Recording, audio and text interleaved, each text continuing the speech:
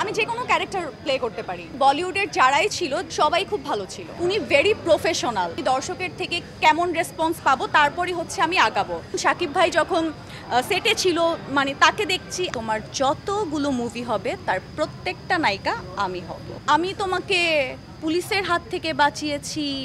নিজেকে নিজের দরদ যেদিন রিলিজ হয়েছে প্রথম শো যখন দেখেছি তখন প্রথমত আমি যতটা টেনশনে ছিলাম যে আমাকে বিগ স্ক্রিনে কেমন লাগবে, বাট প্রথমবার দেখার মতো মনে হয়েছে যে না ভালোই লাগছে আর কি। আর দর্শকেরও হচ্ছে যে অ্যাপ্রিসিয়েটটা ছিল আমার প্রতি, আমার ক্যারেক্টারটা নিয়ে অডিয়েন্সও খুব অ্যাপ্রিসিয়েশন করেছে।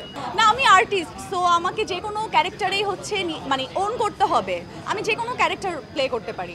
আমি আসলে এখনও আর্টিস্ট হিসেবেই আছি, দরদ থেকে বের হতে পারি নাই। যেহেতু শাকিব ভাই আমাদের মেগা স্টার, সুপারস্টার, সো ওই জায়গা থেকে উনি অনেক সিনিয়র আর্টিস্ট, বাংলা ইন্ডাস্ট্রিতে অনেক দিন যাবৎ কাজ করছে, ওনার এক্সপিরিয়েন্সও অনেক অনেক বেশি। ওই জায়গা থেকে হচ্ছে সে আমাদের দরদ সিনেমাতে, দরদের সেটে আমরা তো অনেক বড় একটা টিম ছিলাম, অনেকগুলো কোয়ার্টিস্ট ছিল, বাট সবার সাথে সে এত বেশি কোঅপারেটিভ ছিল যে আমরা সবাই হচ্ছে তার সামনে আছে না যে এত বড় সিনিয়রের সাথে কিভাবে আমরা ওনার সামনে গিয়ে মানে ক্যারেক্টার প্লে করব, বাট উনি হচ্ছে ওইখানে জিনিসটা এত ইজি করে দিয়েছে যে আমরাও খুব ইজিলি ওনার সামনে আমাদের ক্যারেক্টারটা প্লে করতে পেরেছি। মানে এতটাই সাপোর্টিভ ছিল। She is very nice cause এটা ফার্স্ট টাইম যে সে বাংলাদেশি সিনেমা করছে। আর তার যে ক্যারেক্টারটা ছিল সেটা বলবো হচ্ছে আমাদের যে বাঙালিয়ান একটা ক্যারেক্টার ছিল সেটা তার ছিল, সেও খুব ইজিলি ওইটাকে ওন করতে পেরেছে। অ্যাজ এ আর্টিস্ট এটাই করা উচিত, অবশ্য যে কোনো ক্যারেক্টারটাই ওন করা উচিত।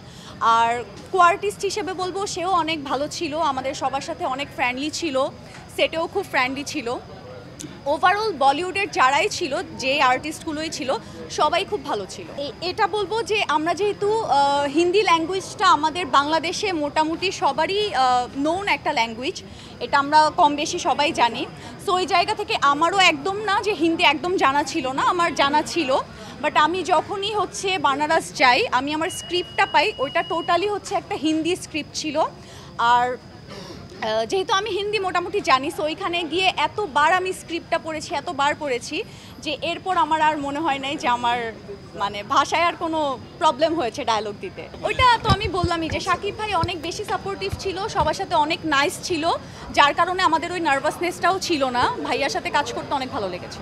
আর উনি ভেরি প্রফেশনাল, সো ওই জায়গা থেকে আমাদের জন্য এই জিনিসটা বেশি ইজি হয়েছে। ইনশাল্লাহ সামনে আমি কাজ নিয়ে আসবো, যেহেতু আমার অডিয়েন্সের এত বেশি ভালোবাসা পেয়েছি। সবাইকে অনেক অনেক বেশি ধন্যবাদ যে আপনাদের ভালোবাসার কারণেই আমি ওয়েট করছিলাম যে আমি দর্শকের থেকে কেমন রেসপন্স পাবো তারপরই হচ্ছে আমি আগাবো। আর নিজেকে একটু প্রিপেয়ারও করছি, যেহেতু এটা বিগ স্ক্রিনের ব্যাপার, সো নিজেকেও রেডি করছি। ইনশাল্লাহ সামনে যখন কাজ নিয়ে আসবো আপনাদের সবার সাথে শেয়ার করবো। স্পেশালি আমি মানে যেহেতু প্রথম মুভি, এটাই ট্রু, এত বেশি নার্ভাস, তারপর এত সিনিয়র কোয়ার্টিস্ট, তারপর হচ্ছে বলিউডের আর্টিস্ট, আমার প্রত্যেকটা সিনই কিন্তু তাদের সাথে ম্যাক্সিমাম।